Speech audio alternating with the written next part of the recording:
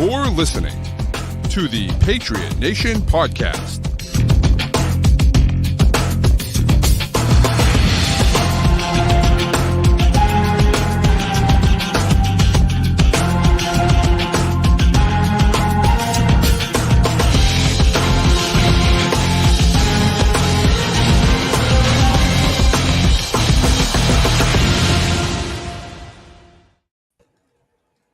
All right, welcome into another edition of the Patriot Nation Podcast, presented to you by Game Time and Prize Picks. And ladies and gentlemen, boys and girls, it is game week. And I'm not talking about number 1 UAB versus number 2 TCU in a Big 12 matchup. That's not what we're talking about. It's not NCAA 25. It's a real-life football game. The New England Patriots playing the Carolina Panthers. And because it is, of course, it's your boy Pat Lane with my guy Matt St. Jean. But we had to bring on a special guest today, our first TikTok creator guest, which we're kind of excited about. You know, boomers, don't turn it off just yet, okay? He's a good guy. We like him a lot. It's Anthony Lawson, Esquire. Anthony, how we doing, sir? I'm doing great. I'm happy to be here. You know, normally when I listen to this podcast, I'm one of those people who puts it into 2 times speed. I really got to enjoy the intro this time. You know, the music, I got to jam out for a little bit longer than normal. It was nice. Yep. There you go. Do our voices sound slow and deep now? Yes, but when I'm speaking back, as opposed to just listening, you know, I can really get in the moment and it doesn't feel quite so slow. So it's very true. It's so funny listening to the podcast. Like I listen on almost 2 times speed as well. And like they like sound drunk when I'm listening to it. I'm like, wait, why do they sound so weird, dude? But you know, this is the way it goes. So it is draft week. Jesus Christ. It is game week finally for the first time. Been a long time since we could say that. Patriots hosting the Carolina Panthers on Thursday night. And, you know, I don't know how I feel about the game. I mean, yeah, sure. I'm excited about it. I'm a little nervous about what we're going to see. We're going to get into kind of all the things, but it is so nice for football to be back, and especially to be back in Gillette Stadium. Just to like see them there again. And of course, it's a totally different team, different coach, different everything almost. But it's going to be great to see them kind of run of that tunnel once again. So it would be nice. This is going to be the first time the Patriots take the field at Gillette Stadium without Bill Belichick or Tom Brady there. That's correct. Which is crazy now that I'm realizing that. Totally new world now. Right.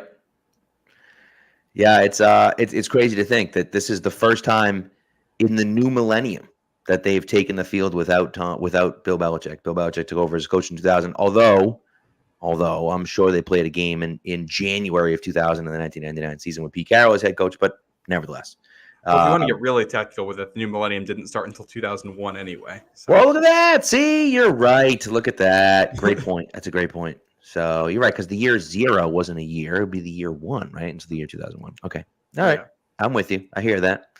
All right. So, yeah, I mean, look, Carolina's coming into town. I don't know if where we want to start. If we want to start with Carolina, if we want to start with the Patriots and kind of what we're looking at. If we want to start with what we've kind of seen the last few days from practice. I know, Anthony, we met up at a practice last week, I think, at one of these dates last week. I think it was last Monday. We were Monday, there. Yes. And so I was actually there today as well. But, you know, it's kind of they've gone back and forth about and it's been very up and down, I feel like. And Matt, we were talking about this before, like before we got on. It's been very up and down. I've been really worried about like what we're going to see. And Caden Wallace is doing well at left tackle for a while. And now Vidarian Lowe's at left tackle. And I'm like, what's going on? And then Okorafor now is banged up. And now they got 2 guys on IR because, as you pointed out, Tyrone Wheatley was injured, was released with an injury designation, now reverts back to IR because no one claimed him. They just put Jake Andrews on IR. So now it's like the middle of the offensive line doesn't have a ton of depth. So there's a whole bunch of things going on. We're going to talk about a bunch of them. But practice was physical today, really physical, which I thought was really cool. I was happy about that. There was some tackling. There was a lot of tackling to the ground. And the players are getting a little chippy with each other, which I like to see.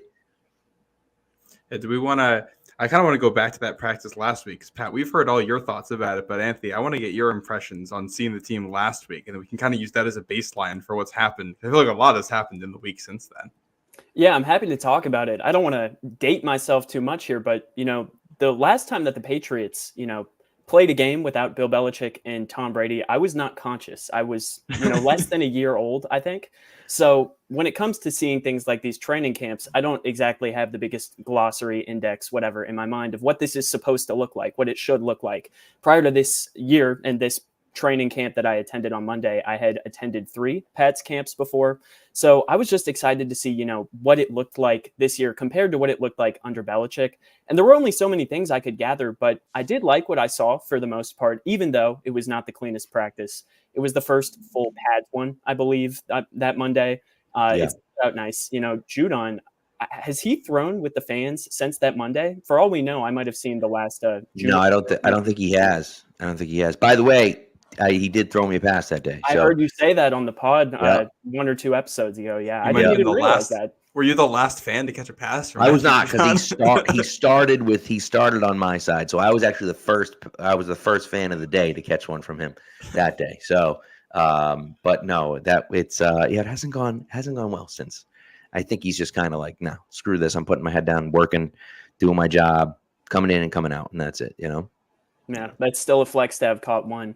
That Monday, though, one of the things I noticed, and I know this is a small, minor detail, but even just the things like the Joe Milton backflip, things like that, I could feel like that vibe shift just a tad from the past seasons.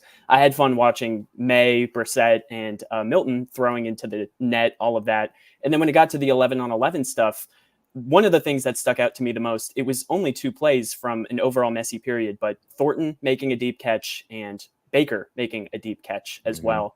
I was talking to you after the practice, Pat, and I was saying I really like the point you made that Thornton, for as much as he struggled in seasons prior to this, even just with health, but also with making an impact on the field, his skill set is not something that previous Pats quarterbacks, Mac Jones, Bailey Zappi, have been able to utilize. A fast downfield receiver, that's not exactly something that their arms could capitalize on. But this season, even just with Brissett, but also obviously with May and his arm, that's something that could be put to use. And I know he's had some issues since that Monday practice, but that was one of the things that I walked away from that practice, feeling the most excited about, because explosive plays, that was not a thing last year, not at all. Well, and even you go back to the Cam Newton year, he had 1 or 2 connections to Demir Bird deep, and Julian Edelman early in that season before that knee broke down. Never forget that Seahawks game. Oh, that game! I thought the Patriots were going to be so back, and we were just going to keep rolling and win that one, and obviously not how that happened. But we haven't seen a quarterback who can complete deep passes with any regularity in New England since Brady left. So somebody who can do that. And I think if you watch, Tyquan Thornton has struggled, but if you watch the tape, there are spots where he gets open deep. That was when he first came into the league, his first couple games his rookie year, especially against the Lions. That Lions defense was atrocious, but he did get open at points. And it's like the quarterback's never looking for him. Part of that's a consistency thing. He's not going to trust that he's open, but also Mac Jones was never looking for that play, or was it Bailey? That was Bailey Zappi in that game. That was when Mac Jones got hurt. Bailey Zappi's not looking for that play. He's, point guard, getting it out underneath for the most part. So if they have a quarterback who can utilize that, like you said, that's huge. Yeah, no, it's true. And that's one of the interesting things about Tyquan. And when you start looking at the wide receivers, and we'll kind of talk about what we're looking for, what we're looking forward to in the preseason game. The bottom of that, because we already know what the top's going to be, right? Baker's on the team, Pop's on the team, Polk's on the team, Kendrick Bourne's on the team. We know those 4 are on the team, no matter what, right? Now, whether Kendrick Bourne starts the year on the PUP list or not, right? He's on the PUP list still. Will he come off before that initial 53-man roster? We don't know, right? So that might open up another spot on the roster. But we know those 4 guys are on the squad. So now you say, okay, there's 2, maybe 3 more guys that can make it. Is it going to be Booty? Is it going to be Tyquan? Is it going to be Juju? Probably not. Is it going to be Rager? We don't know, right? It's going to be David Wallace. Highly doubtful, but you never know, right? And so you start to run down the list. It's going to be KJ Osborne, right? Who I called KJ Hamler today. I swear, draft. Honestly, KJ Hamler is got drafted 4 years ago, and he's still in my head for, I was like, oh, this guy would be great for the Patriots. He's in Buffalo now, I think. I think he is. Yeah, he got drafted by Denver, did nothing. Never did a thing in Denver. And I think you're right. He's in Buffalo. But That anyways, Buffalo wide receiver depth chart right now is a who's who of random wide receivers too. yeah. That's Quote Taylor Swift, a who's who of who's that. Yes. So, it's one of those things that you don't know what's going to look like, right? So those top four, and then it's like, all right, well, Osborne and Mike Reese seems to think that Osborne's on the roster. So, okay, say Osborne's on the roster. There's 5. Okay, well, then there's 1 or 2 more guys left. And then is that guy going to be Booty? I like Booty quite a bit. He's played well. But him and Javon Baker and Jalen Polk seem like they're kind of similar players. And so, like, you have a guy like Tyquan that can do something that no one else on the team can really do, with the speed that he has. That might be valuable if that's what they want to do. And they may say, nah, we want bigger guys and we're not going to take the top of the defense a ton. But, it's an interesting thing to kind of look at and see what they want. Well, I know in Cleveland too, that scheme with Alex Van Pelt that they ran there does have a lot of play action shot plays. So if you want to run a lot of that stuff, having speed guys, or Right. I mean, even like Javon Baker isn't the fastest, but he also doesn't necessarily need to get open by a ton down the field because he can make acrobatic catches. And Jalen Polk is very much the same way. I think you got a variety of different types of receivers you can put out there when it's, we're going to go under center, hard play action and try to stretch something down the field a little bit. But yeah, we're talking about that practice that you guys were at, though. A lot has changed since some of the offensive line. Yes. It's hard to keep track of. Yeah, I'm keeping my own depth chart over here based on practice reports, and every day I'm changing the offensive line because the tackles are changing. It seems like every day. I believe at that practice, Nick Leverett was the center and David Andrews was not, I believe, unless I have my days mixed up. Yeah, because I think, over the weekend is when whatever it was happened with his kid, and he was in the hospital. Right. So I think he Monday, missed that Tuesday. Monday, Tuesday, and then they had Wednesday off, and he was back on Thursday, I believe. And so, He's a full participant now too. He is, yeah, and everything was fine with Andrews, right? It was just his baby, right, was not doing well, and now is, which is good. But even that it has changed. So now you look at it and say, okay, well, what the heck? What are we doing here, right? Who's going to be the left tackle and right tackle? We have no idea, and that's something that still has to be answered. And unfortunately, with a core 4 going down with an injury, it makes things a little bit more difficult. Maybe they want to rotate guys more. I don't know. Maybe they feel like a core 4 is the guy at left tackle, and Caden Wallace couldn't get it done. And now they're trying to figure out who's going to be at right tackle. But I still haven't seen Caden Wallace at the top at right tackle depth, which doesn't make sense to me, if that's how you actually felt. So I don't really know what they're doing with the rotations. It doesn't really make a ton of sense to me. Maybe it will, I guess. But they have like 3 more, at least to the viewing public. They have like 3 or 4 more practices before training camp's over. So like at a certain point, you just kind of have to like figure it out at some point. So I'd like them to have more of an idea of what's going on. At least we don't, and maybe they do. Maybe they're like, oh, we're good. I'd like Caden Wallace left tackle. We're going to leave him there. We're going to give Adarian low snaps because maybe we can. I don't know why. It doesn't make any sense. So that's the thing. I'm not sure what they're doing, and if they know, they're certainly not letting us know. Yeah, it's a roller coaster, but it's not an exciting one. It's a roller coaster that's for like 8-year-olds or something. It's got highs and lows, but they're not super high. I mean, maybe the lows are kind of low. But as I followed it over the course of the week and so, I've heard Caden Wallace talking about the Scott Peters strike system, and all of a sudden I'm getting very excited. And I'm listening to Tayler Kyles talk about that strike system.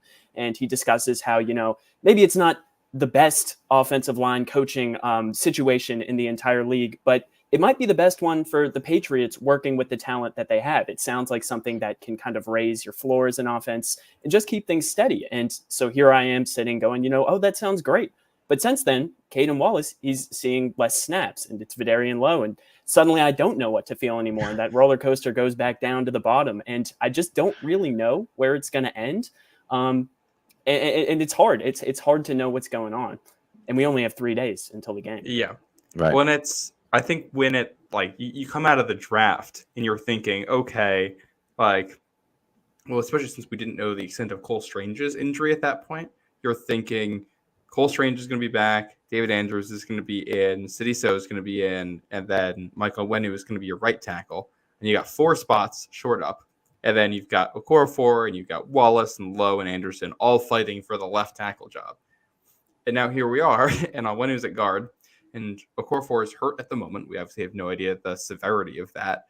And so you're essentially down 2 pieces on the depth chart, and you add the Cole Strange injury, and like, all right, we're just like immediately hitting the reserves of offensive tackle before we've played any kind of even not meaningful football, which feels like where we were in camp last year. Like, it's frustrating to have, to a degree, a repeat where you have key pieces getting hurt again, and that's causing issues. That said, the interior has been solid. You have a good top 4 there. City So seems locked in. Like, somebody said that he was the 2nd best offensive player in camp, which is a good sign, I think, for his development.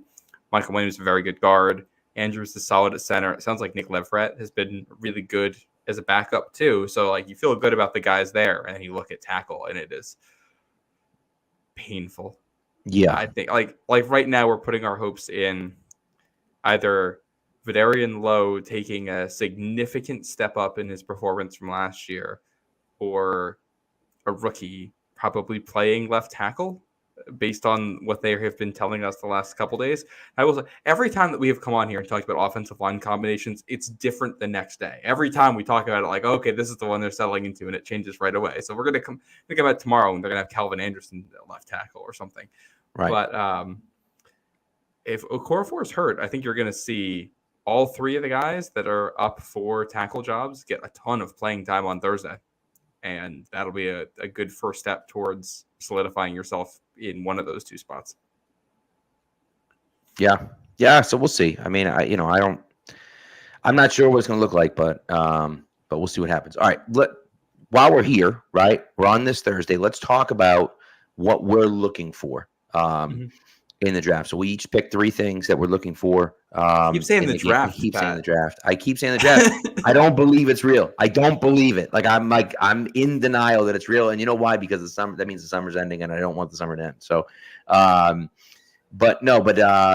right. So we're looking for 3 things in the game. I almost did it again. I caught myself though. Anthony, why don't you start us off with the first one you're looking for? Yeah, so the first thing that I'm looking for in this game, I put it down as 3rd and long situations. JT O'Sullivan, I'm not sure how many people are familiar with him. He is the quarterback school on YouTube. He's a former quarterback in the NFL. He famously refers to 3rd and long situations as Star Wars time. And I love that term. And what he means by that is, I'm sure you can picture these scenes happened all the time in Star Wars, but be it stormtroopers, droids, whatever, they're shooting at the protagonists, and lasers are just flying everywhere, all directions, all at once. They might not hit you, but they're everywhere, and it's very chaotic. That's kind of what it's like to play a 3rd and long in the NFL. You're going to be pressured. You don't know where from. Defenders are going to be flying all around. And the worst thing is that the defenders, they know what you're going to do. You're going to pass because it's 3rd and long. And the Patriots, this camp so far, they've been pretty clear about the fact that they will be a run-first team this season. That's going to be their thing. It kind of reminds me of the Houston Texans last year. It was very much a run-pass thing. And on those 3rd downs, when they did pass, it worked because they had C.J. Stroud at quarterback. If Drake May starts games this year, optimistically, it would be the same sort of thing. It's kind of out of his hands on 1st and 2nd down. The Cleveland Browns-esque, we're going to pound the rock. But then on 3rd down, that's where your quarterback can bail you out or make a great play. And that's something May is capable of. So in this game on Thursday, that's what I'm excited to see, be it May or Brissett or whomever. 3rd and long is when I kind of imagine we're going to see the most entertaining, most revealing plays from these quarterbacks.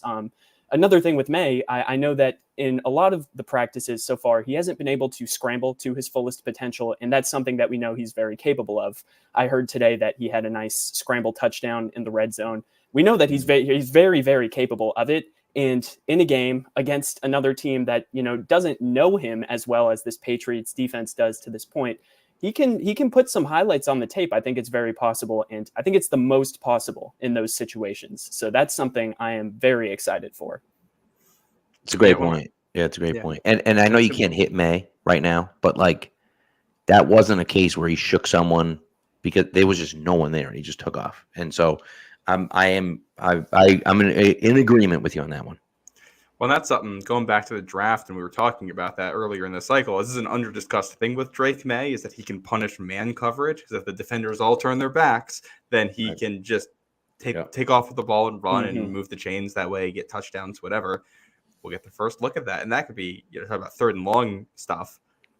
If they're going to play man coverage, I wouldn't be surprised if it's, the first third down of the game where Drake May's out there and he just picks it up with his legs. Absolutely, yeah. Oh, and one other thing, I was looking back at the Patriots-Texans game from last year, and you guys probably remember C.J. Stroud, one of the first third and longs of his season. What did he do? He threw a pick. And Stroud obviously got to the regular season and then proceeded to not throw a pick for a historic amount of time, which, I mean, in one sense, that goes to show how much preseason means. But the other angle is that this provides learning experiences for these quarterbacks. They might try stuff in these preseason games that maybe they won't by the time the season starts. And maybe that's thanks to what they learned in the preseason. So I'm very excited for that. That's going to be something I definitely have my eye on. See, I'm going for the thing I'm looking for first is what's going to keep us out of those situations, and that is the first and second down run game. So like you said, that's going to be the bread and butter of this offense, at least year one, and it's going to be so important to this team winning for a lot of reasons. I think they want to play old school football and control the clock. It's important for developing your young quarterback by keeping him in situations where he's not behind the chains. It's important for your defense because even if you can't move the chains with regularity, if you could run the ball well enough to pick up a couple of first downs, that way when you punt, you can force worse field position. That helps out your defense and gives you, more opportunities to stay in a game that you're having a tough time with. And we talked after the first padded practice, the running game looked really, really good, and I was optimistic. Since then, it hasn't looked as good. They said today there was like a 50% stuff rate. I think 16 carries, and 8 of them didn't make it past the line of scrimmage. Didn't look good. You can't be doing that. Part of that's offensive line injuries, but you're going against there's a Carolina run defense that was awful last year. They were, I think, third. I have it in my notes here. I think 31st in EPA. They were 32nd in EPA per play allowed on the ground last year. Really bad. So there should be opportunity. They did beef up the run defense a little bit, but there should be opportunities to run the ball with success. And if they come out and it looks like it did in the preseason 2 years ago, but they can't do anything on the ground, that's going to be a massive, massive red flag for what this is going to look like in the regular season. Yeah.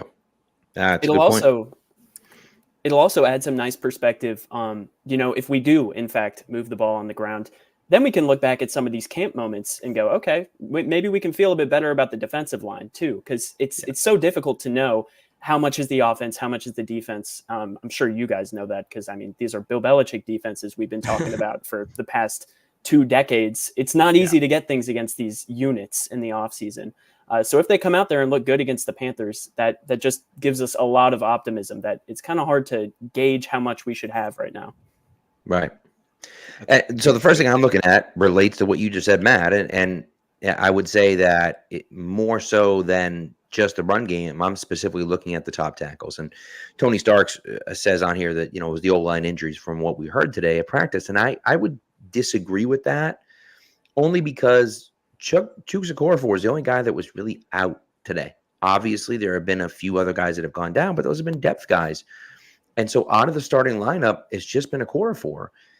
And, whether Caden Wallace got benched, basically down to the second unit, or whether they're just giving Vidarian Lowe some extra look at left tackle, I don't know.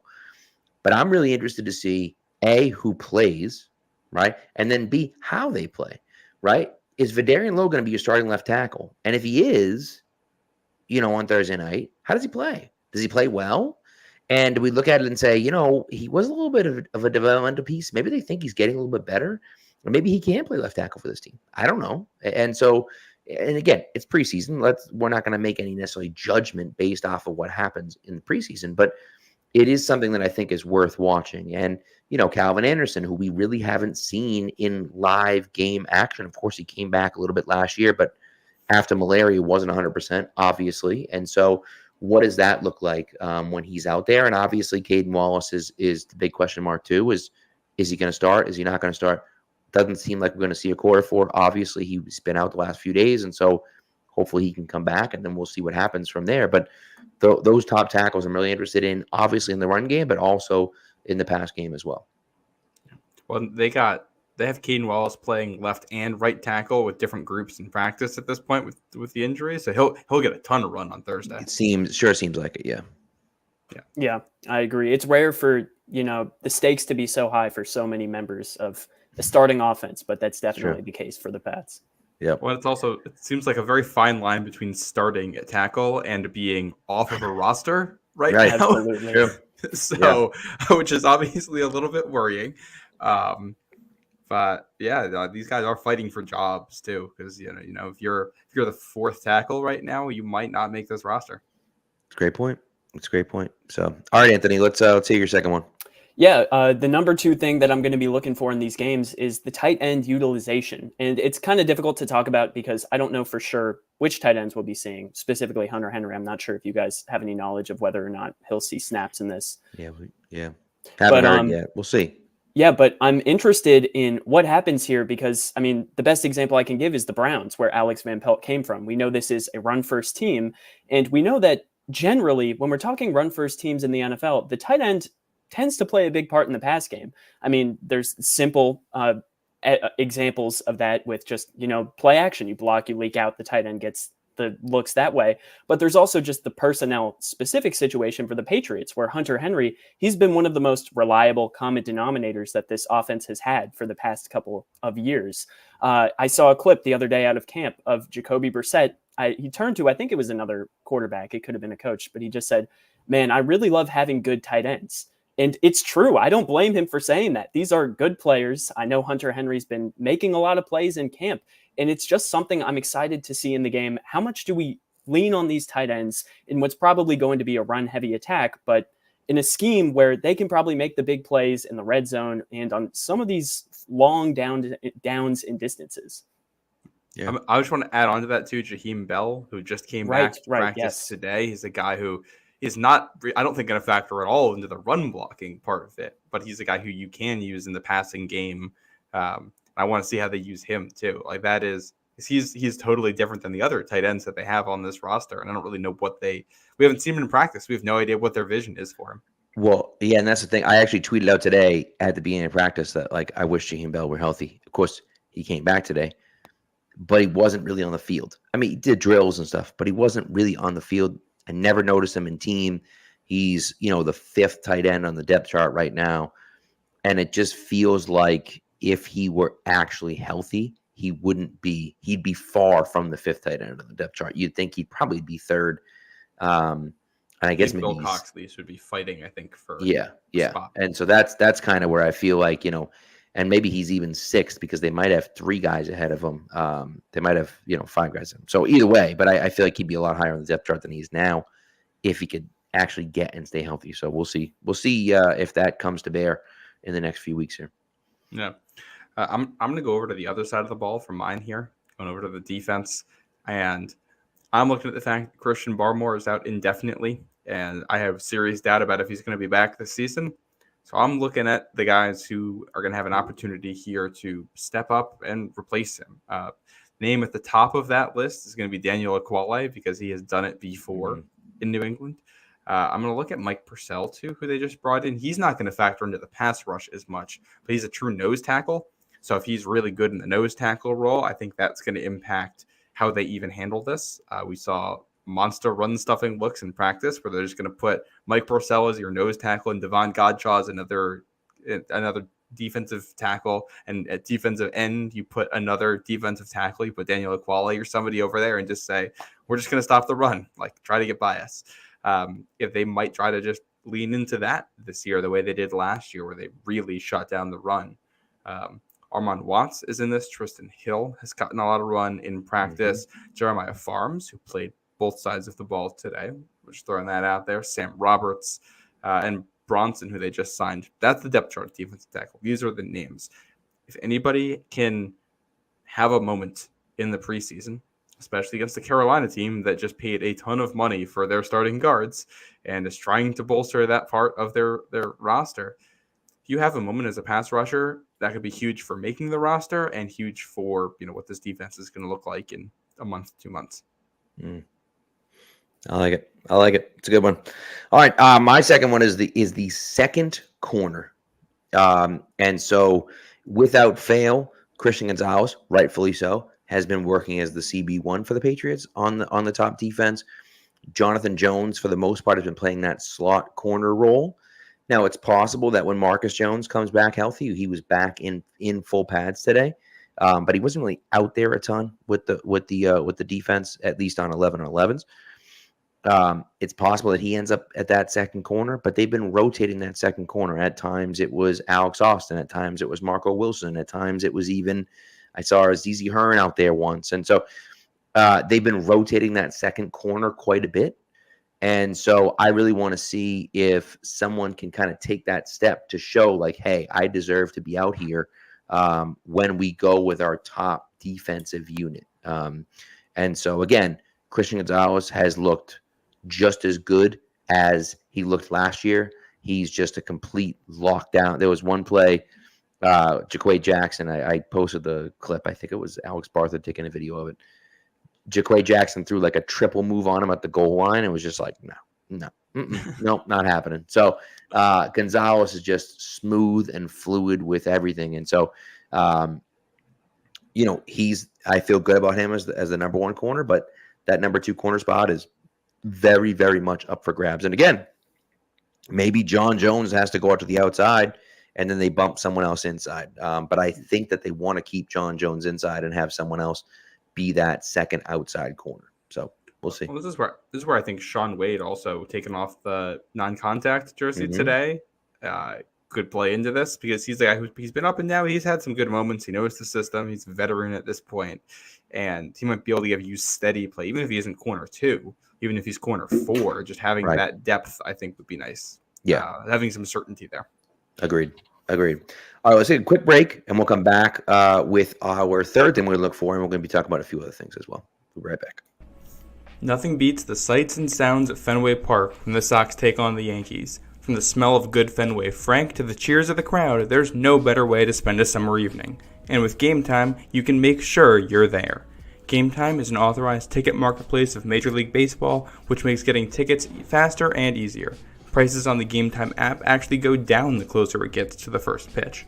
With killer last-minute deals, all-in prices, views from your seat, and their lowest price guarantee, Game Time takes the guesswork out of buying MLB tickets. The Red Sox return to Fenway from the All-Star break in a few weeks to host the Yankees and Mariners, and using the Game Time app, you can quickly find the best value tickets for any game by looking for the blue check mark on the map. And with all-in pricing, the price you see is the price you pay, no hidden fees. Take the guesswork out of buying MLB tickets with Game Time. Download the Game Time app, create an account, and use code CLNS for $20 off your first purchase. Terms apply. Again, create an account and redeem code CLNS for $20 off. Download Game Time today. Last minute tickets, lowest price, guaranteed. All right, so we're back. All right, let's do our third thing we're looking for. Anthony, let's start us off again. Yeah, so the third thing I'm looking for, it's kind of the simplest one in some ways, but I figured it was still worth mentioning. Jerod Mayo. What does he look like? I know this is something that, if it gets into the hands of national media, the wrong people in national media, sometimes picking apart what a coach does in their first preseason game, that can go poorly. That can be obnoxious, unnecessary, sensationalizing, like I said. But we're all Pats fans here. We want what's best for this team. And I think just watching Jerod Mayo and seeing what he looks like and taking those details, but not, overreacting to them, I think it will be cool. Like I said, I watched back that Texans Patriots game from last preseason. And I will be honest, D'Amico Ryans, he didn't exactly pop off the screen. And that makes sense. It's preseason. He's not going to be beating his chest after a big third down stop in a game that means literally nothing. But still, I want to see even the smallest things that I can about Jerod Mayo, because maybe by the time regular season hits, we'll see a different Mayo, or maybe he'll be the same guy. And I think it'll be really interesting to compare, but I think it'll also be interesting just to see what are the general notes after his first game as a head coach. I think that's a good one to look at, and I think you can also expand on it a little bit and just like the general team operation. We'll get to see what this looks like in the stadium environment without Bill for the first time. What do they change? What looks different? How's everybody interacting with the players? Because Mayo might not be very different here from how he was as defensive coordinator. It might just be, similar op, similar Right. things, or maybe he does change it up big time. I'm very fascinated to see that because we've had roughly the same ritual in Gillette Stadium before every game for 2 decades now, and it's gonna be a little bit different. I'm Very true. going over to special teams for my third one. So we have a kicker battle. We didn't get to see many field goals. We saw actually exactly 1 field goal last preseason and 2 extra points. So hopefully the offense gives the team a little bit more to work with this time around. We can actually see some attempted field goals. But Chad Ryland and Joey Sly going back and forth. I think Chad Ryland has the inside track right now. Joey Sly just had a big 50-plus yarder in practice, though. And I think if Chad Ryland can, put last year in the rearview mirror, he's got the talent to be a really good kicker. And I'd love to see that for him to come out in the preseason, nail a couple kicks, make it look easy, build some confidence in a game environment. And, we can go to a fresh page here for him. But you don't want to see both kickers go out there and miss kicks and feel like it doesn't matter who wins this kicker battle. Like you're scouting the waiver wire on cutdown day looking for a kicker. That is not where you want to be. Yeah. And then a new wrinkle in this too. Patriots just signed Tucker Addington, a long snapper who has been around the team for a while and had been on the team in 2022. So I think Joe Cardona is banged up. This means they're changing their kick operation a couple days before a game here, which I think is, this is good preparation for things that can happen in the regular season. Guys get hurt and you got to change things. So how do these kickers adjust to something that might be a little bit different out there? Yeah, that's a good one. And listen, I had said from the beginning that I wanted them to keep Ryland and then have him compete with someone. And that's exactly what they're doing. And Ryland seems to be responding, to his credit. Now, who knows how he does in a game, because his problems have all been mental. And so, we'll see how he responds. I think it's a good one to be on the lookout for. So my last one is the young receivers. I shouldn't say the rookie receivers, the young receivers, obviously the 2 rookies, but also Kayshon Boutte as well. And I'll throw Tyquan Thornton into the mix there as well. Those guys have to make a name for themselves, right? Certainly. And again, Baker and Polk are on the team. Like, those guys aren't getting cut this year. But Kayshon Boutte could certainly get cut at the end of this camp. Tyquan Thornton could certainly get cut at the end of this camp. Those guys are fighting for their NFL lives right now. And so what can they do out there in week 1 of the preseason? Maybe they're doing with Drake May in the second unit. Maybe they don't get a lot of run with Jacoby Brissett in the first unit. But if they show that they can do enough with that second unit, maybe that propels them to the first unit. And so they're out there, on Thursday, on next Thursday against the Eagles, or even really in that joint practices with the Eagles. I think that's going to be even more important to than the game next week. I think will be those joint practices. So those young guys are really what I'm interested in. And again, the receiving core is a huge question mark. A lot of people think it's going to be one of the worst in the league, if not the absolute worst in the league. I don't necessarily feel that way, though I don't love it. But can those guys go out and make a name for themselves a little bit and make some plays, right? And get some juices flowing, because honestly, we can have guys that play well and do different things, but when a receiver makes a big time play or a quarterback makes a big time pass, there's so many more eyeballs on those types of plays, and it gets people excited more. And so whether that really makes your offense significantly better, no. No one really cares if your left tackle is a great left tackle, like is a good left tackle. Like, okay, if he's terrible, sure, but mediocre to good, whatever. But if, he pancakes someone, we don't care.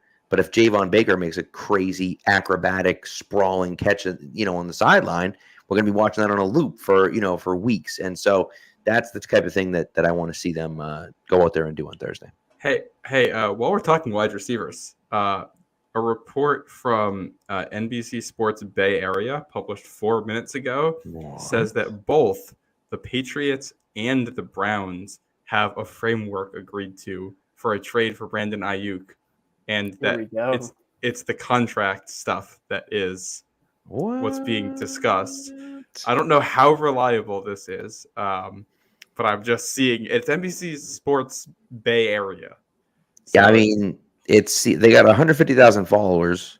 Yeah. Right? Like, it's NBC Sports. It's not like a joke. You know what I mean? Yes. Like, It does say the Patriots are expected to include former 49ers wide receiver Kendrick Bourne as part of the deal, which I think makes a ton of sense. Scheme fit for San Francisco, and Patriots have a lot of bodies at wide receiver, so getting rid of, and you can't trade Osborne. You're not going to trade a guy you just signed. Right. So obviously, I don't love losing Kendrick Bourne, but if it's to get back Brandon Aiyuk, I'd feel a lot better about it. Well, and I think everybody is okay with that, because then Kendrick Bourne's going somewhere he can get a ring this year. You're not doing it. Well, and that's the other part of it too. We're not sending Kendrick Bourne to the shadow realm either, right? So it would be good for him as well to go back to where he was. So I'd be happy with that, So we'll see. And by the way, and so Jack asked about the contract in the comments here. I think it's going to have to be crazy, huge numbers. And I would say approaching $30 million a year. I think it's over 30. Maybe over 30. Yeah. So, but you know what though? I'd be okay doing it. And the question that we don't know the answer to, right? How will he do as the true number one receiver? Right. I know he's the number one, receiver for San Fran, but they have Debo, they have Christian McCaffrey, they have George Kittle, right? So he's not really the focal point. He's not getting double teamed a lot, right? And so, if he's out there getting double teamed every time with the Patriots, how is he going to respond to that? And then how are the other weapons of the Patriots going to be able to respond to that? So, that's one of those things. And listen, Brandon Aiyuk, and, people have said that Aiyuk may not want to sign with the Patriots, and that might be true. Maybe Aiyuk doesn't want to sign with the Patriots. But, are you going to sit here and tell me that everyone thinks Calvin Ridley wanted to sign with Tennessee? No, Tennessee just gave him the most money, right? And so if Brandon Aiyuk has the final say and you can outbid Cleveland, Brandon Aiyuk's probably going to choose the Patriots. And honestly, you're going to choose Deshaun Watson. I don't know. Deshaun Watson looks like a bum right now, right? So, if you're Brandon Aiyuk, you may want to choose the Patriots anyways. Just some context here. The highest annual average values for wide receivers right now, Justin Jefferson's at 35, A.J. Brown at 32, Amon-Ra St. Brown is at 30 and a little bit extra, and Tyreek Hill is right at 30, and then you got Jalen Waddle at 28 and a quarter. He's going to have to be over 30 then. You got to beat the Amon-Ra number, I think. You got to be probably at least 31 is my guess, which the Patriots have so much cap space. Yeah, I really don't care about the money on something like this. Yeah, I agree. The draft capital, I think, is what I'd be worried about going back to San Francisco. Yeah. Anthony, what would you be willing to give up for a trade like this?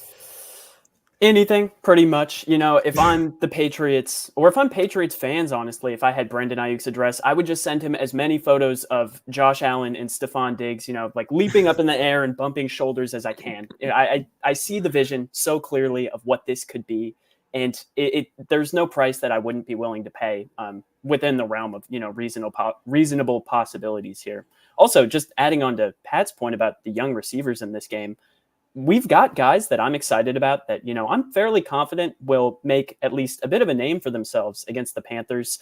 And they seem like a very stable floor for this right now with what it could be in years to come. You add an Aiyuk onto that. I mean, it's kind of speed running that Josh Allen sort of development pattern here. And that's too exciting to even think about, especially with the defense. I mean, it's just plugging the holes on this team left and right very fast.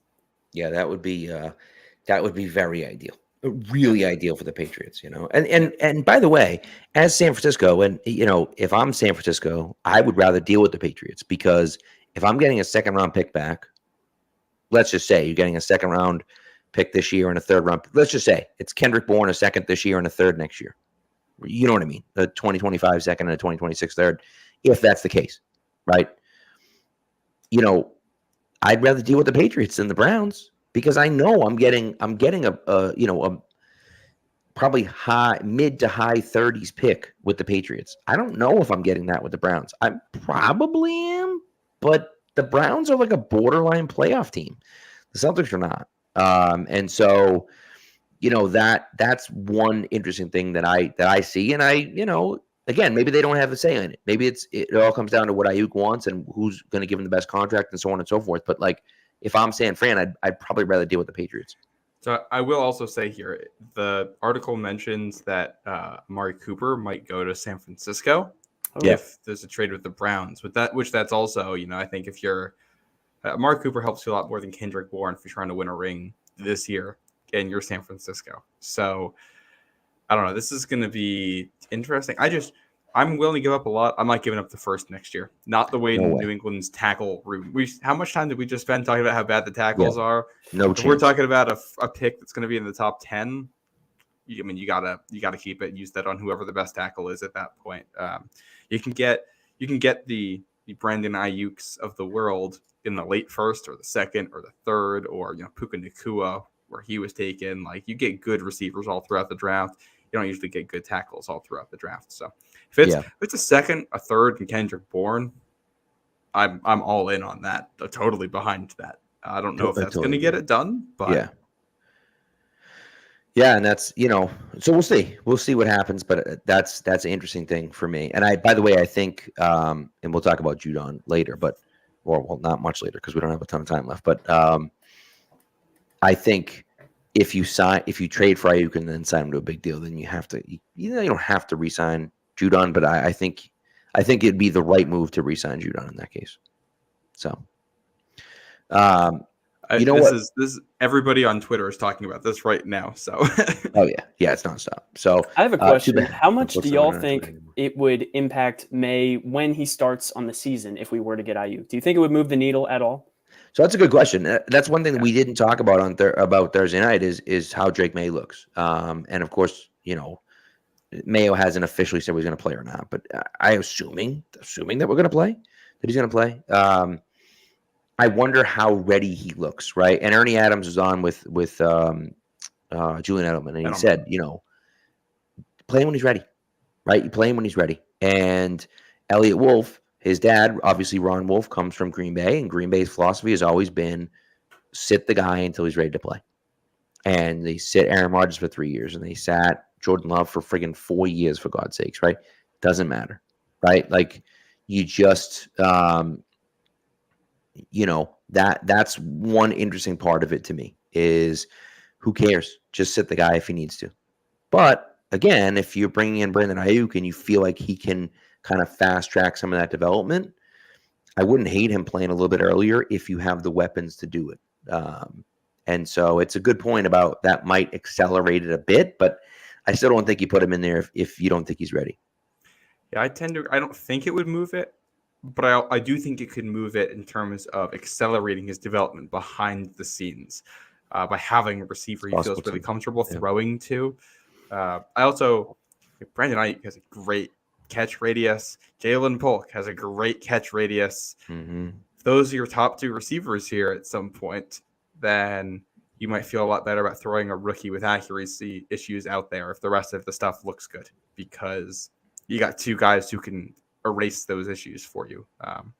That was something, even one of the training camp videos, there was one where Jalen Polk calls in a catch where the ball's a little bit off from May, and he still catches it anyway. And he built the trust, and that if May can kind of consistently capitalize on those throws because of the receivers, then he's on the field, and then he can do the developing when he's out there. So it's hard to tell.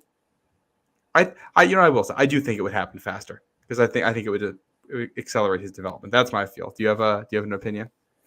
I think that's where I lie. I'm in no rush to start May. Like Pat said, play him when he's ready, I think is the appropriate mentality. But at the same time, all due respect to Jacoby Brissett and then some, I doubt Aiyuk would want to come to New England solely just to see that for the entirety of the season. I mean, May is the exciting piece here.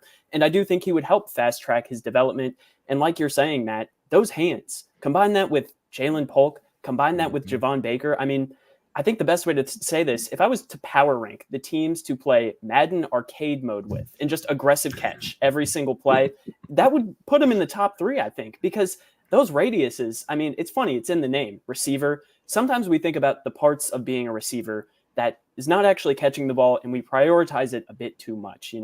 how fast are you? How agile are you? Are you this small dot that we can just move across the field as fast as possible? Sometimes it's good to just have the guys who can catch the ball. I think you can look over to Jacksonville and what happened last season, this collection of off-ball receivers. No one's quite physical enough. No one can haul in those tight window throws that Trevor Lawrence makes.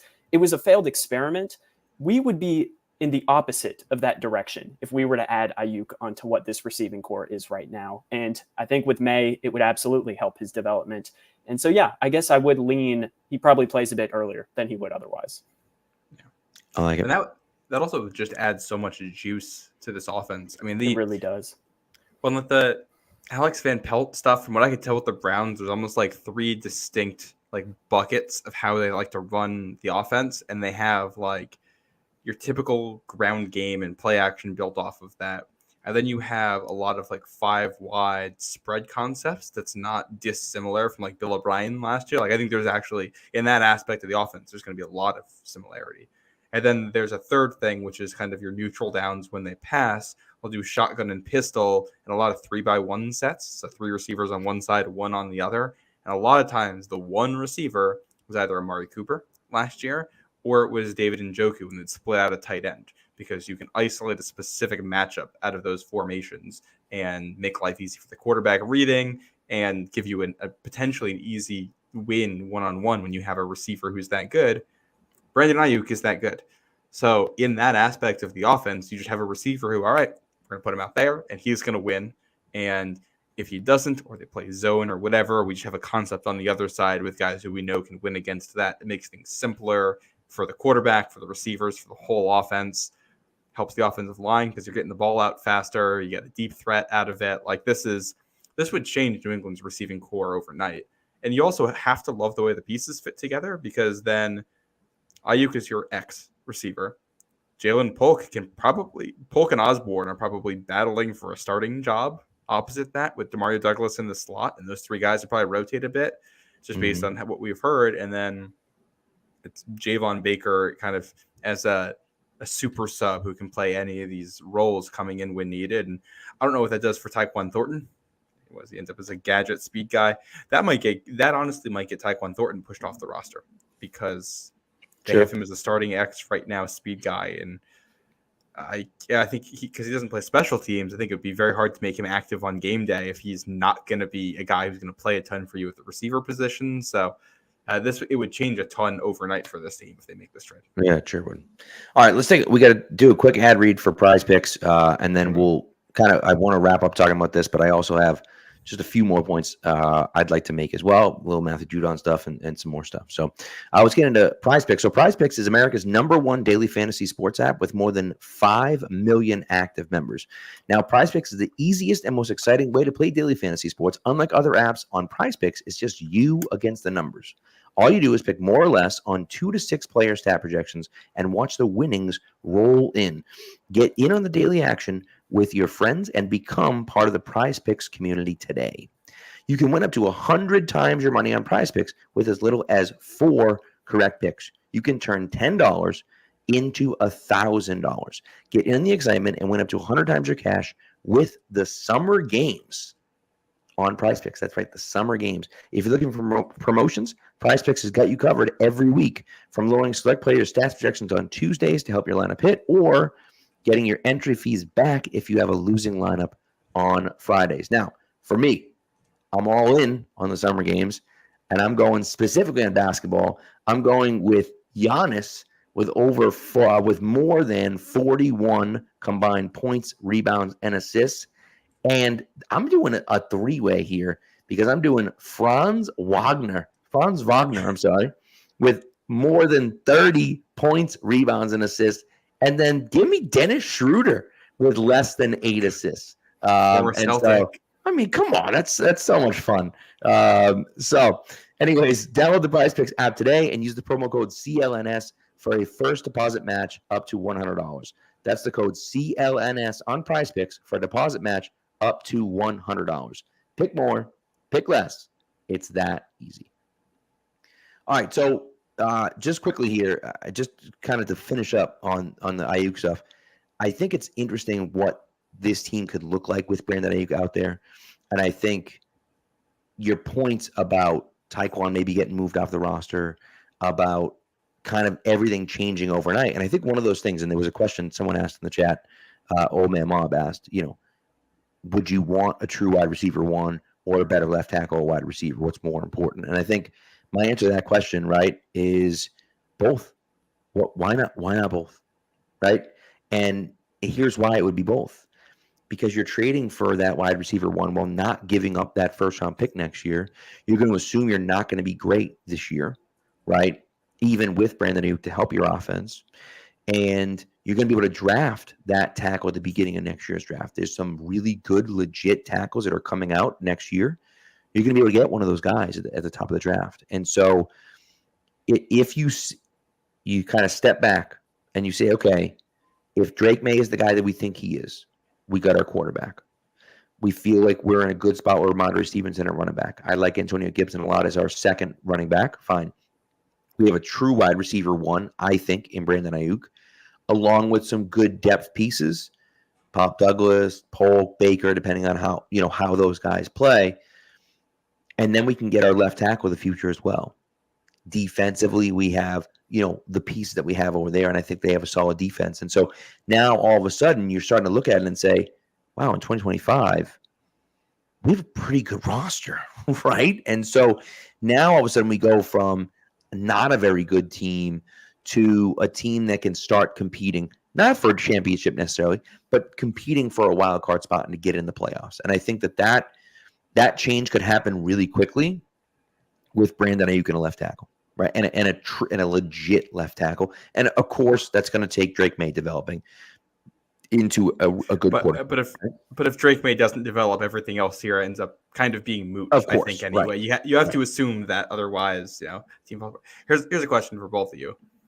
If San Francisco needs a first round pick as part of this, would you do you give up a first but you get San Francisco's back, basically a pick swap this year? Is that something you'd consider? And I feel like under this, if the Patriots get Aiyuk, I don't think they're picking top 10 probably. So I don't know. You're probably looking at moving back 15 to 20 spots in the first round, is my guess. And out of the range for that tackle, but you keep a first. You still doing it? I think yes. Where did Kingsley Sumaia-Tia go in the draft this past year? It was somewhere in the second round, right? He was the Chiefs' second rounder, right? Yeah. That, I think, ideally is what I would be looking for if I was the Patriots, and I would be a lot more comfortable doing that if we had Brandon Aiyuk. I think it's really easy to get caught up in the would you rather have a wide receiver one or that perfect left tackle question and get too carried away before remembering the fact that we don't quite know what Drake May is yet. I mean, I was doing that until the two of you stopped to point out, we need to have May develop first and foremost. That's priority number one here. And I think Brandon Aiyuk probably would help with that development more than the left tackle would, at least, a first round top 10 left tackle, as opposed to, maybe a more raw prospect, something like that. I think I would still prioritize getting Aiyuk in a situation like that, because coming out of college, I mean, one of May's best traits was his confidence and his command at the line of scrimmage, his understanding of pressure, things like that. That confidence is something that I do not want to go away. And I think that Brandon Aiyuk would probably be the best way to raise that confidence this year, right now. And that development is the thing that I would have to prioritize the most. I mean, listen, it's an interesting question. I think I would certainly consider it. You're betting on yourself a little bit, right? I was looking at it just out of curiosity. I was looking at it. Phil Perry and Tom Curran had talked about this because it had been floated out, I think, last week, something like that could be something. Would you do something like that? And I believe I said, okay, let's say the Patriots are drafting at 3 again. Let's just say they're drafting at 3 again, and let's say that the San Fran is drafting at 29. Okay, if you're trading, I'm sorry, no, not 29. I think maybe it was like 32 or something to 31. Doesn't matter. Either way, I think I said 31. By the Rich Hill draft chart, you're giving up pick 29, right? So really the question you're asking is, are you willing to give up a late first round pick for Brandon Aiyuk? And I think the big thing for me is that, we have the quarterback, right? I'm not trying to draft a quarterback in the top 10 anymore. I'm not trying to do that anymore, right? If I didn't have the quarterback, and again, we don't know but again, as you said, Matt, if we don't have the quarterback, it doesn't matter, right? If Drake May isn't the guy, all this is irrelevant. It doesn't make a difference, right? You're betting on the fact that Drake May is going to be the guy. If I feel like I have the guy at quarterback, I'm okay doing that. All right. And then if I have to take my first round pick and combine it with my second round pick and go up and get a tackle at 15 or 20 or whatever, because I'm at 30, fine. If that's what I have to do. But I feel like getting that legit number one wide receiver. And again, the draft is a crapshoot. You don't know what you're going to get from the draft. I know what I'm getting in Brandon Aiyuk, right? I know what I'm getting. And some people may say, well, I don't think he's a number one yet. And that's okay, right? And I can see your hesitancy. If the Patriots have done their scouting and they feel like he's a legit, true number one wide receiver, those guys just simply don't grow on trees. They don't. And I think you have to do everything you can to get him. I'm not giving up a top 10 pick alone to get him. But if you're telling me that I can move back in the draft in that first round, I'm guaranteed a first round pick back. I don't know where it is. And who knows? Maybe San Fran, Brock Purdy doesn't play as well without Brandon Aiyuk out there, right? Yeah. And their offense doesn't look quite as good. And now they're drafting in the mid-20s instead of the late 20s.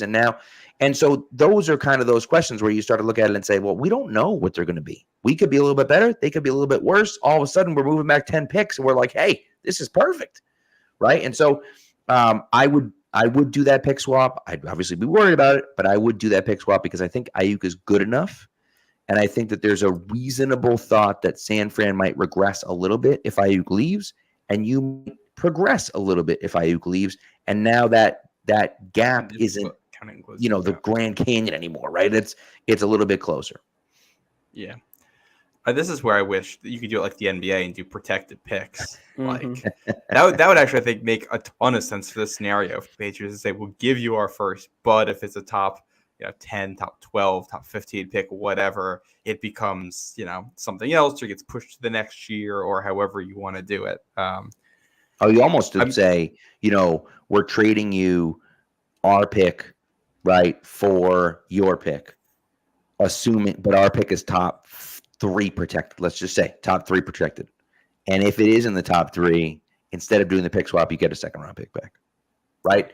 Like that actually would be fairly similar value, right? Where if you're saying, okay, it's top 5 protected, let's say, well, 6 back to 32 is probably about equal to an early second round pick, right? And so you're getting the same value you thought you'd be getting. Now, it's a little bit different because you can put the value on it all you want, but like the number 8 pick in the draft, moving up from 29 or 30 to number 8 is significant, and it's a better than, whatever moving, getting a mid 30s pick by itself. But the point stands that you could still do it. You know what I mean? I do think it's funny that our entire outline for the rest of this episode is just out the window. Brandon Aiyuk trade news, and so there goes. I don't know if we're going to be doing the NFL Top 100 discussion on this anymore. No. Well, I mean, what I can say on that is that Aiyuk was like in the 60s. Deebo Samuel was at 30. That made no sense to me. Aiyuk was, I believe, by ESPN Analytics, the number 1 receiver in the league last year, which there is this bias towards catching and how well you do with that, which I think makes sense. I think it's interesting to mention that in the context of Tayler Kyles being the number 1 player, according to his peers in the NFL. But yeah, this shakes up the whole AFC. Well, that almost feels like a fantasy football thing. Like Tyreek Hill was unstoppable the first few months of the season. Just absolutely incredible the first few months of the season. And then what happened at the end of the year? He got hurt, fell apart, and so it's those type of things where it's like Patrick Mahomes won the MVP and then won the Super Bowl. Like, what are we doing? You know what I mean? Like, he's the number 1 player in the league. It's pretty obvious. But I guess, like, at a certain point, you're like, all right, whatever, dude. It's like LeBron in the NBA. All right, we can't give him the MVP every year. We'll give it to someone else, And so, Mark Daniels, by the way, is independently confirming the Patriots do have a framework in place. So, oh boy. Who knows? But maybe by the time, if anybody is downloading this podcast later to listen to, by the time you're hearing this, the trade may have already gone through. Bro, I just can't. What's gonna be so terrible is if like we follow it, we're like paying attention, we're like, okay, this is gonna happen, and then he goes like to somewhere that nobody's thought about, and you're like, what the hell, dude? How did he end up there? And so that would suck. But what are you gonna do? I will say, as a precautionary measure, just in case that is the case, there was a tweet that I read recently. It really resonated with me, and I think it would probably resonate with most Patriots fans in general, seeing, what our formula was when we won all of the championships we did. It came from Brett Coleman. I'm sure you guys know him. He's big on YouTube. Mm-hmm. He made the point recently. He said, I understand that having an elite receiver is very important, and the top 5 to 6 guys are definitely worth the money. But also, please do remember that the average amount of snaps that teams face true man coverage is like 25%. The vast majority of plays any offense runs are going to be against zone looks, whether it's match zone or spot drop. And truth be told, getting open against those kind of looks has way more to do with football IQ, instinct, and timing with the quarterback than just pure separation ability and physical skills. People like to say all the time that it's a quarterback and receiver league, but really it's a quarterback and offensive line league. Those are the two position groups that truly have major effects on the outcome of every down and distance, regardless of what the defense is calling. So if the Patriots don't go through with getting Brandon Aiyuk, or if they do, but they somehow manage to hold on to that first round pick, I think that's a good point to think about, because as of right now, with what the Patriots have, they've got Jalen Polk and Javon Baker. And Jalen Polk, Matt Harmon of Reception Perception, that's my favorite place to go to when it comes to intel on receivers.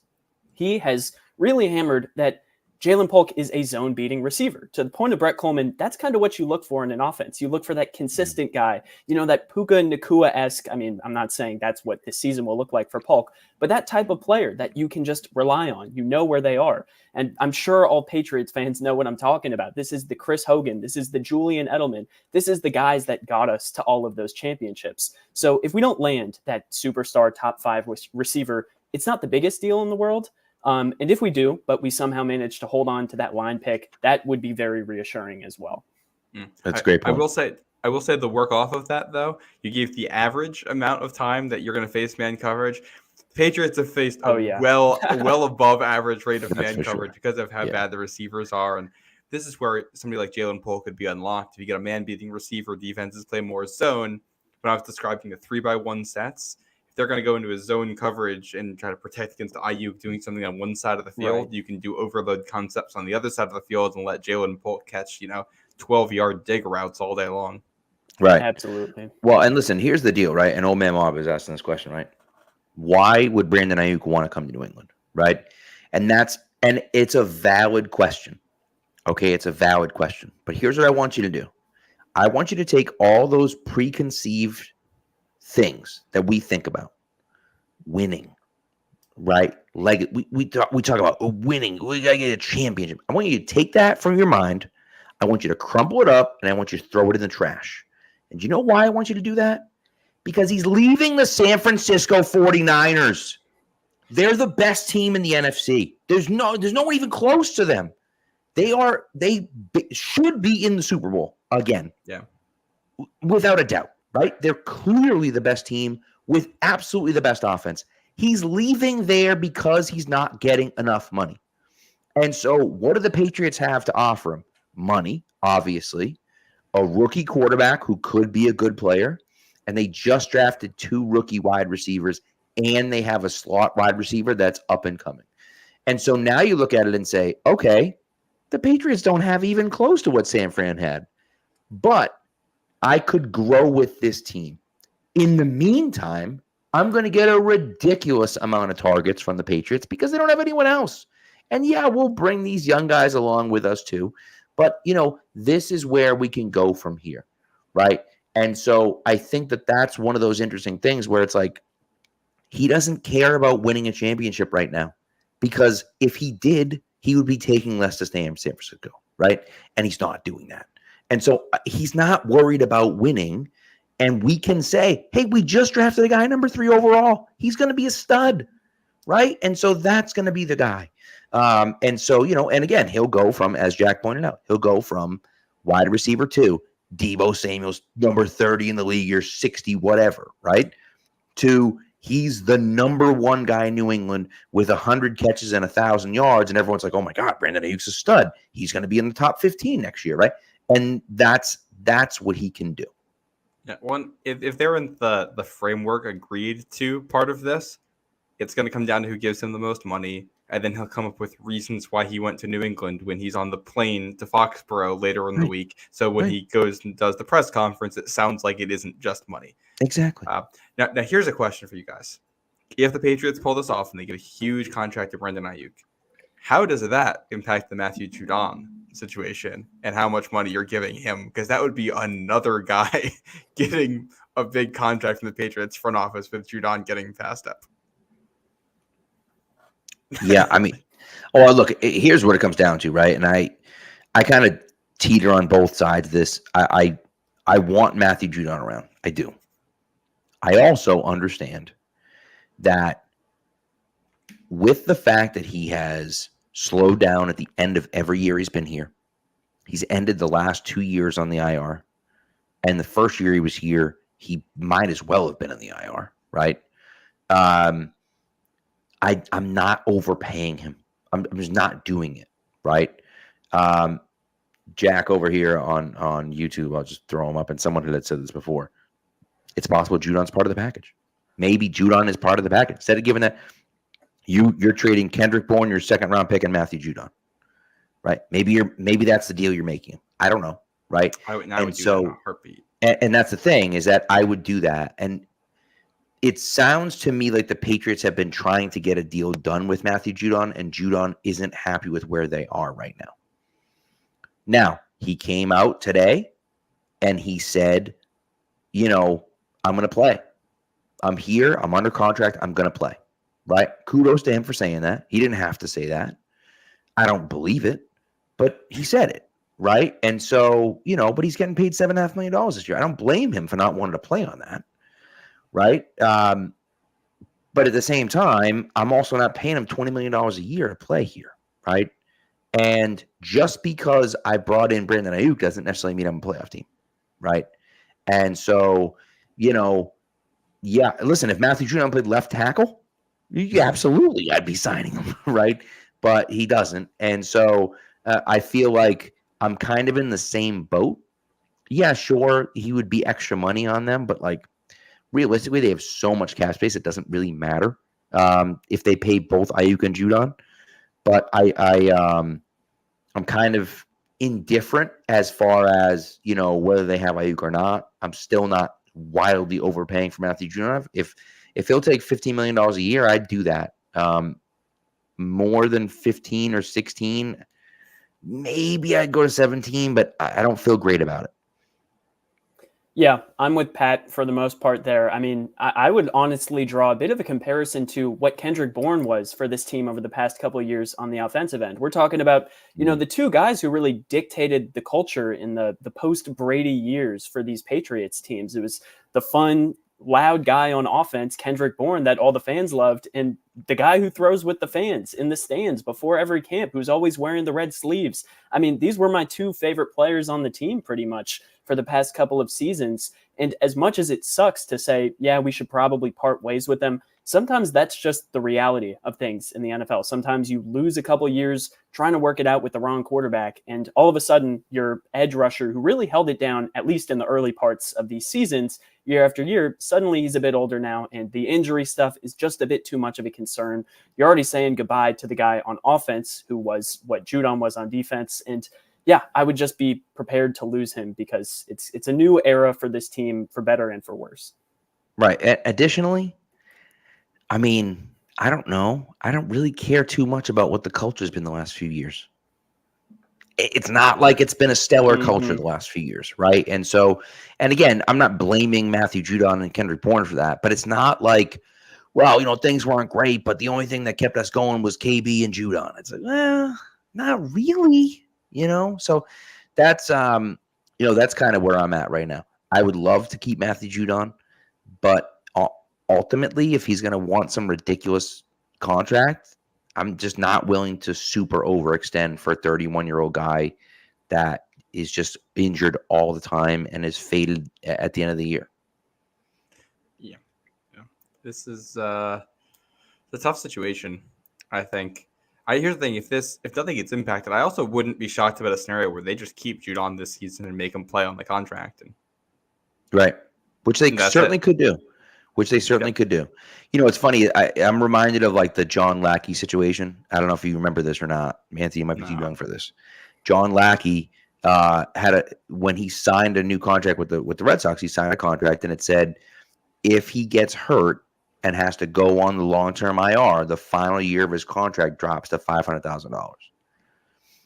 Or it was something stupidly low. He was getting paid a ton of money, and the final year of his contract was dropping to maybe it might have been $5 million. Doesn't matter. It was really low for what he was. And basically, the Red Sox were like, "Nah, that's what it's going to be, no matter what. We're not changing it." And he's like, "Come on, like, we won a World Series together. We're doing this whole thing. Like, what's going on? You're going to just not pay me anything?" I'm like, "No, go pound sand." So he said, "Okay, trade me." So they traded him somewhere, and he said, "You know what? I'll play under that contract. Fine. I don't care. I don't need a new deal." And he played under the contract, but he just was so pissed at the Red Sox for doing what they did that he said, "We need out of here." And so that was one of those interesting things. And Judon could be feeling the same way. Like, look, you gave me extra money last year saying that you were going to pay me next year. And now you're not paying me next year. I understand Bill Belichick's not here anymore. But last time I checked, the same guy signs the contracts. The GM this year is the GM that was here last year, right? And so I can see his frustration. And he might say, "I'll play for the $7.5 million, but I'm not doing it here," right? Yeah. And and I don't know if it's going to get to that point or not, but it could end up at something like that. I think there's another scenario here too, where Judon's value is a little bit low right now because of the injury. You'll let him go out there and play and trade him at the deadline. You might be able to get a little bit more back for him because if he goes out there, he has 6 sacks in the first 10 weeks of the season or something like that, and you could trade him at the deadline and get something decent back from a contender that's just trying to, add pass rush going into the playoffs to get a situational guy. Like, I think there could absolutely be, that it's a possibility.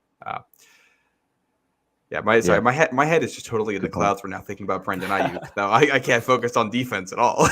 Yeah, no, I will totally agree. Not at all a priority in this, but I was just double checking the Patriots roster. Right now, every number that Brandon Aiyuk would be eligible to wear is taken up, except for 18, which isn't technically retired, but they didn't give it to anybody after Matthew Slater last year. So I don't know. I'm trying to visualize him in a Patriots uniform. I don't know what jersey number he'd end up wearing here. And he wears what, 11? Yeah, I mean 11, and he wore like 2 and 4 in college. I'm pretty sure he wore 2 at Arizona State, and I think 4 at the place he was before. I think he'll be able to wear 4. I think he'll be able to wear 4 this year. I'm not too worried. 4, I think, should be open before the regular season. Yes. Yeah. So, but we'll see. So, hey, look, man, it's a fun thing to talk about on a Monday night. And we'll see what happens. We'll see if it goes anywhere. We got this report. It may be a few days until it happens. It might happen tomorrow morning. I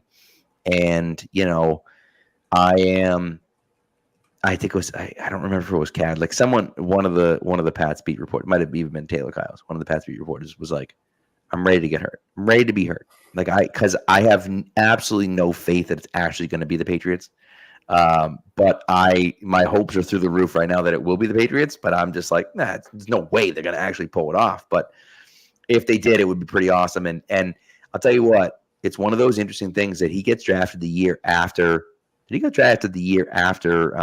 He got drafted in 2020, yes, after the year after Nikhil.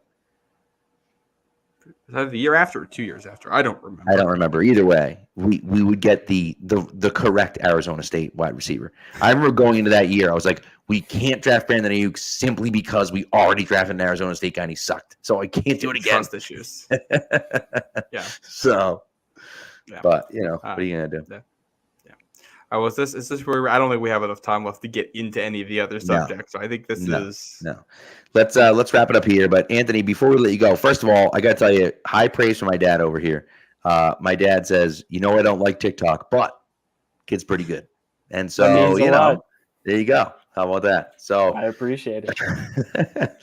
So Anthony, let everyone know where they can see you and hear you and all those things. Yeah, so I'm on TikTok at ESQ Anthony. I know TikTok has a bit of a stigma, but my videos are not as short as the typical TikTok. I try to make things that are, 5 to 7 minutes long. Think reading a sort of article out loud. You can find my stuff over there. I also am on Twitter at Esquire Anthony 1, and I actually just started up a Substack as well because, as I'm sure we all know, TikTok might not be around for too much longer. So I've got some team preview stuff going on over there, fantasy advice potentially, and maybe even some sort of podcast thing coming. Who knows? That would all be over there, though. The link is accessible via my Twitter and my TikTok. I don't think it comes up on Google right now. Hopefully that gets fixed soon. But yeah, it's probably Esquire Anthony on Substack if you were to Google that. Love it. I mean, honestly, it's one of those things with TikTok where I don't watch sports videos on TikTok because it's just so frustrating and it's the same thing over and over and over again. And Matt had said to me, he's like, dude, there's this guy on TikTok and he's great and you have to watch it. And I'm like, yeah, okay, or whatever, dude. And he sent me a video and I'm like, oh, this is really good and informative and insightful. I'm like, this is great. Okay, I can do this. And so no, it's good. And it's not clickbait. It's actual insightful stuff.